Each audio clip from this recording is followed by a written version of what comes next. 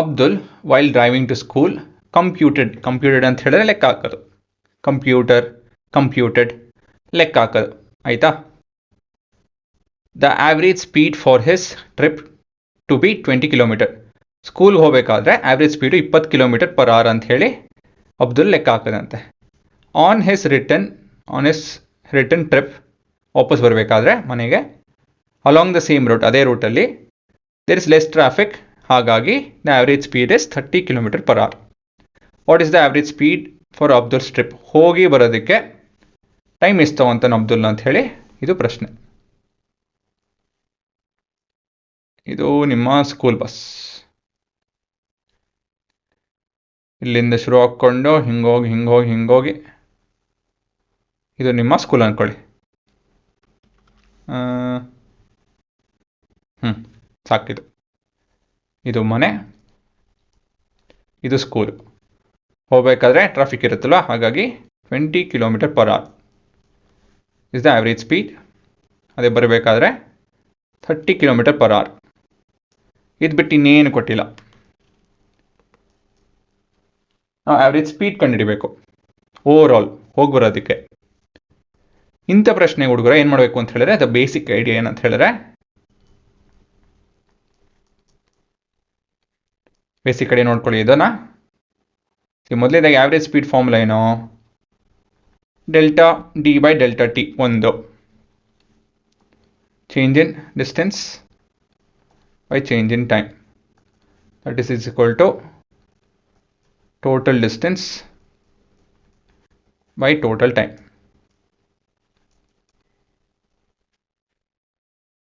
ಇವಾಗ ಇದರಲ್ಲಿ ನ್ಯೂಮರೇಟರ್ ಡಿನಾಮಿನೇಟರಲ್ಲಿ ನಮಗೆ ಒಂದು ಕಾಮನ್ ಎಕ್ಸ್ಪ್ರೆಷನ್ ಬಂತು ಅಂತ ಹೇಳಿದ್ರೆ, getting common expression or term in both numerator and denominator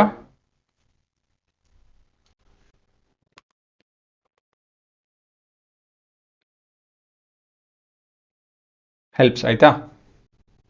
so ಇದು ಬೇಸಿಕ್ ಐಡಿಯಾ. ಏನು ಕಾಮನ್ ಟರ್ಮ್ ಬರಬೇಕು ಹುಡುಗರ?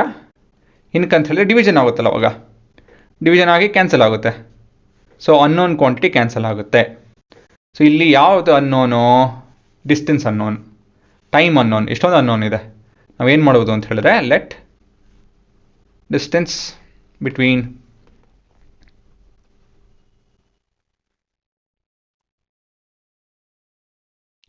Home and school be X. ಇವಾಗ ಒಂದು ಕಾಮನ್ ಎಕ್ಸ್ಪ್ರೆಷನ್ ಸಿಗುತ್ತೆ ನ್ಯೂಮರೇಟರ್ ಡಿನಾಮಿನೇಟರಲ್ಲಿ. ಟೋಟಲ್ ಡಿಸ್ಟೆನ್ಸ್ ಏನು? Total distance of trip would be equal to h to s and s to h ಅಂತ ಹೇಳಿದ್ರೆ x plus x so many meters ಅಲ್ವಾ? this will be 2x meters. ಇದು ನಿಮ್ಮ numerator express in terms of x. ಇದೇ ರೀತಿಯಲ್ಲಿ ನಮ್ಮ denominator ಕೂಡ, ಡಿನಾಮಿನೇಟರಲ್ಲಿ total time ಅಲ್ಲೂ ಕೂಡ x ಬಂತು ಅಂತ ಹೇಳಿದ್ರೆ ನಮ್ಮ ಕೆಲಸ ಆದಂಗೆ. ಡಿನಾಮಿನೇಟರಲ್ಲಿ x ಹೆಂಗೆ ಬರುತ್ತೆ ಹೇಗೆ ಅಂತ ಹೇಳಿ ಇಲ್ಲಿ ನೋಡಿ. ಇಲ್ಲಿ so average speed is equal to total distance or s by T ಅಂತ ಬರ್ಕೊಳ್ಳೋಣ ಅಲ್ವಾ? ಡಿಸ್ಟೆನ್ಸ್ ಬೈ ಟೈಮ್, ಇಲ್ಲಾಂದರೆ D by T or distance by time ಅಂತ ಹೇಳಿ ಬರ್ಕೊಳ್ಳೋಣ. ಇಲ್ಲಿ ಡಿಸ್ಟೆನ್ಸ್ ಏನು? Case from h to s. Case from h to s, ಮನೆಯಿಂದ ಹೌಸ್ ಟು ಸ್ಕೂಲ್ ಹೋಗಬೇಕಾದ್ರೆ average speed is how much? 20 is equal to distance. Distance is x, time is t1. ಇವಾಗ t1 will be equal to x by 20. ಏನು ಬಂತು ಇವಾಗ ನಮ್ಮ ಹತ್ರ? an expression for time. ಇಲ್ಲ ಅಂತ ಹೇಳಿದ್ರೆ ಬೇಡ, ಇದು ಬೇಡ, ಇನ್ನೊಂದು ರೀತಿಯಲ್ಲಿ ಬರ್ಕೊಳ್ಳೋಣ. t1 by 20 ಮಾಡ್ತೀನಿ, ಇದನ್ನು ನೋಡ್ತೀನಿ. ಇವಾಗ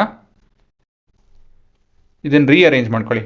ಇಲ್ಲಿ ಏನು ಮಾಡೋಕ್ಕೆ ಟ್ರೈ ಮಾಡ್ತಾ ಇದ್ದೀನಿ ಅಂತ ಹೇಳಿದ್ರೆ, ಇದ್ರ ಟೈಮು ಮತ್ತು ಇದ್ರ ಟೈಮು ಕಂಡುಹಿಡಿಯಕ್ಕೆ ನೋಡ್ತಾ ಇದ್ದೀನಿ. ಡಿಸ್ಟೆನ್ಸ್ ಬಂದು ಎಕ್ಸು, ಸ್ಪೀಡ್ ಬಂದು 20, ಟೈಮ್ ಬಂದು t1. ಇಲ್ಲಿ ಡಿಸ್ಟೆನ್ಸ್ ಬಂದು X 30 and t2.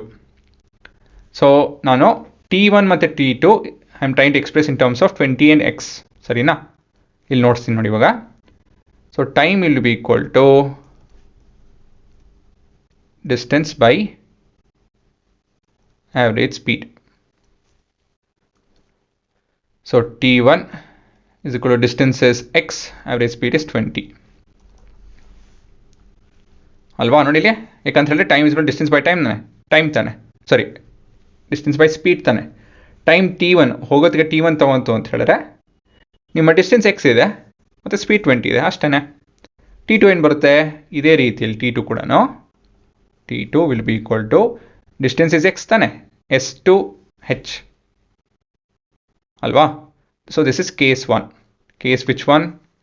Case wherein the person is going from house to school. ಸರಿ ತಾನೆ? ಇದು ಕೇಸ್ 2. ಏನು ಕೇಸ್ ಇದು? School to the house.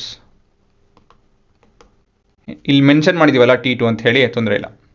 So X by 30 ಆಗುತ್ತೆ. This is your equation 2. So ಇವೆರಡರಿಂದ ಏನು ಹೇಳ್ಬೋದು? Therefore total time t1 plus t2 will be equal to, therefore total time for the trip would be equal to t1 plus t2, which is x by 20 plus x by 30. That would be LCM 60. 3x plus 2x by 60. So this is 5x by 60. So this will be x by 12. ಇಲ್ಲಿ ನೋಡಿ ಇವಾಗ total time X, total ಟೈಮಲ್ಲಿ X ಇದೆ, total distance is 2x. So ಹಾಗಾಗಿ X X cut ಹಾಕ್ಕೊಂಡು ಅದೇ ನಿಮ್ಮ ಉತ್ತರ. So average speed will be equal to total distance which is 2x by total time divided by X by 12 ನಮ್ಮ ಕೈಯಲ್ಲಿ. So ಇದು ಬಂದು 2x ಇಂಟು 12 ಬೈ ಎಕ್ಸ್. ಇಲ್ಲಿ ನೋಡಿ ಇವಾಗ ಇದನ್ನೇ ಹೇಳಿದ್ದು ನಾನು, ಅರ್ಥ ಆಯ್ತಾ? ಎಕ್ಸ್ ಈ ಥರ ಕಾಮನ್ ಫ್ಯಾಕ್ಟರ್ ಬಂತು ನೋಡಿ, ಕಟ್ ಹಾಕ್ಕೊಳುತ್ತೆ. ಏನು ಮಿಕ್ಕಿದೆ? 12 to the 24 metre per second. So ಇದೇ ನಿಮ್ಮ ಉತ್ತರ, ಅಷ್ಟೇ. ಸರಿನಾ? ಸೊ ಬೇಸಿಕ್ ಐಡಿಯಾ ಏನು? Getting a common factor expression if not term in both the numerator and denominator, so that they can cancel ಅಲ್ವಾ? ಸೊ ಯಾವ್ದು ಕಾಮನ್ ಫ್ಯಾಕ್ಟರ್ ಅಂತ ಹೇಳಿದ್ರೆ ಡಿಸ್ಟೆನ್ಸ್. ಯಾಕಂತ ಹೇಳಿದ್ರೆ ನೀವು ಏನೇ ಮಾಡಿದ್ರು ಡಿಸ್ಟೆನ್ಸ್ ಅಷ್ಟೇ ಇರುತ್ತೆ. ಮನೆಯಿಂದ ಸ್ಕೂಲ್ ಎಷ್ಟು ದೂರ ಇದೆಯೋ ಅದಷ್ಟೇ ಇದೆ. ಆ ರೋಡಲ್ಲಿ ನೀವು ಎಷ್ಟೇ ಟೈಮ್ ತೊಗೊಳ್ಳಿ, ಎಷ್ಟೇ ಫಾಸ್ಟಾಗನೇ ಹೋಗಿ, ಡಿಸ್ಟೆನ್ಸ್ ಫಿಕ್ಸ್ಡ್. ಗೊತ್ತಾಯ್ತಾ? ಸೊ ಇಲ್ಲಿ ಬರೀತೀನಿ ನೋಡಿ, as distance is fixed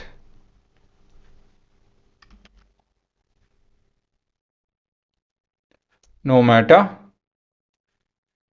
time or speed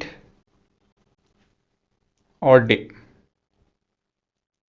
ಯಾವುದೇ ದಿನ ಏನೇ ಹಾಕ್ಕೊಳ್ಳಿ, ಡಿಸ್ಟೆನ್ಸ್ ಇಸ್ ಫಿಕ್ಸ್ಡ್ ಅಲ್ವಾ? ಹಾಗಾಗಿ will assume X to be the distance. ಇವಾಗ ಅರ್ಥ ಆಯ್ತು ಕಾನ್ಸೆಪ್ಟು? ಸೊ ಸ್ವಲ್ಪ ಹಿಂದೆ ಮುಂದೆ ಮಾಡಿದ್ರೆ ಇದು ಕಾನ್ಸೆಪ್ಟ್ ಅರ್ಥ ಆಗೋದು. ಒಂದ್ಸತಿ ನೋಡಿಸಿ ಆಮೇಲೆ ವಾಪಸ್ ಬಂದರೆ ಅರ್ಥ ಆಗೋದು. ಸೊ ಇವಾಗ ಅರ್ಥ ಆಗ್ತಾಯಿದೆಯಲ್ಲ? ಸೊ ನಿಮ್ಮ ಡಿಸ್ಟೆನ್ಸ್ ಎಕ್ಸ್ ಅಂತ ತಗೊಂಡು ಮತ್ತು ಸ್ಪೀಡು ಕೊಟ್ಟಿದ್ದಾರೆ, ಟೈಮ್ t1, ಇಲ್ಲಿ ತಿರ್ಗಾ distance x, speed 30, time t2. So ಹೇಗಿದ್ರು ನಿಮಗೆ ಟೋಟಲ್ ಡಿಸ್ಟೆನ್ಸ್ ಗೊತ್ತಿದೆ 2x ಅಂತ ಹೇಳಿ, ಟೈಮು ಕೂಡ ನಾವು ಎಕ್ಸಲ್ಲಿ ಎಕ್ಸ್ಪ್ರೆಸ್ ಮಾಡ್ತು ಅಂತ ಹೇಳಿದ್ರೆ ನ್ಯೂಮರೇಟರ್ ಡಿನಾಮಿನೇಟರಲ್ಲಿ ಎಕ್ಸ್ ಕಟ್ಟಾಗಿ ಈ ಥರ ನಂಬರ್ ಉಳ್ಕೊಳುತ್ತೆ. So this is the basic idea. ಸರಿನಾ? ಹಾಂ, ಇಲ್ಲಿ ವೆಲಾಸಿಟಿ ಏನೋ, ಡಿಸ್ಪ್ಲೇಸ್ಮೆಂಟ್ ಏನಿಲ್ಲಿ ಒಂದು ಪುಟ್ಟು ನೋಟು. ಒಂದು ಮನೆಗೆ ಹೋಗಿ ಮನೆಯಿಂದ ಸ್ಕೂಲ್ಗೆ ಹೋಗಿ ತಿರುಗಿ ವಾಪಸ್ ಬರೋದು, ಡಿಸ್ಟೆನ್ಸ್ ಬಂದು 2x ಆಯಿತು. ಡಿಸ್ಪ್ಲೇಸ್ಮೆಂಟ್ ಏನಾಗುತ್ತೆ? ಮನೆಯಿಂದ ಸ್ಕೂಲ್ಗೆ ಹೋಗಿ ಮತ್ತು ಮನೆಗೆ ವಾಪಸ್ ಬರೋದು. So displacement will be 0 meters. ಸರಿನಾ?